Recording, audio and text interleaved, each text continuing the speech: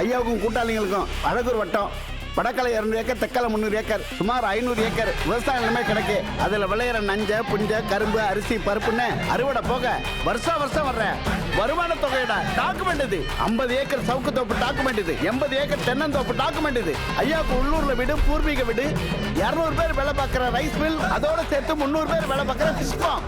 அதுல வர ஒட்டுமொத்த வருமானத்தோட டாக்குமெண்ட் இது. தம்பி சந்தானமா, இது போக ஐயாவோட பாட்டம் உப்பாட்டம்லாம் சேர்த்து வச்ச பூர்வீக சொத்து இது. உங்க அப்பா கண்ணிலேயே காசை காட்டாம வளர்க்குறானா? ஏகப்பட்ட சொத்து கிடக்குன்னு கேள்விப்பட்டிருக்கேன்.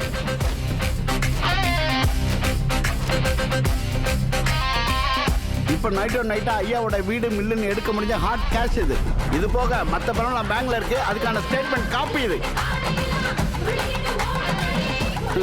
இது போக சில சூட்கேஸ் கீழே ஓபன் பண்ணாம இருக்கு, சில சூட்கேஸ் பின்னாடி வந்துட்டு இருக்கு. இவ்வளவு காசை பதுக்கி வச்சுட்டு என் கேட ஓசியில் வாங்கி குடிச்ச. இன்னும் விவரமா சொல்லணும்னா செகண்ட் ஆஃப் லெங்த் ஆயிடும். போதும்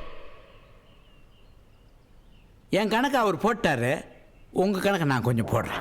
நேற்று வந்தாரு உங்க பாஸ், என்கிட்ட நல்லா ஒட்டிக்கிட்டாரு. உங்களை பத்தி அவர்கிட்ட கொஞ்சம் தான் கேட்டேன், புட்டு வச்சிட்டாரு. பளபளன்னு காரு, பளிச்சுன்னு வீடு, பார்க்க எல்லாம் பவுசா தான் இருக்கு. ஆனா எல்லாம் கடன்ல இருக்கு. சரி அதை விடுங்க.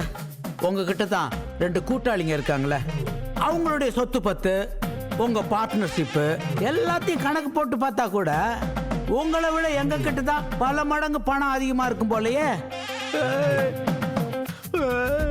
பணம் இருக்கிறவங்க தான் ஸ்டேட்டஸ்ல வசந்தவங்கண்ணா. இப்ப சொல்லுங்க, யாரா ஸ்டேட்டஸ்ல வசந்தவங்க? யாரா பிச்சைக்கார பசங்க? யாரா பரதேசி? நாங்க நினைச்சா உங்க கம்பெனியை விலைக்கு வாங்கிடுவோம்.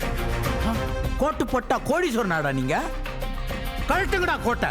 யார பார்த்து சர்க்கஸ்ன்னு சொன்னீங்க? கழட்டுங்கடா கோட்டை. ஜோக்கருங்களா? உட்காருங்கடா டேய். சாபாஸ்.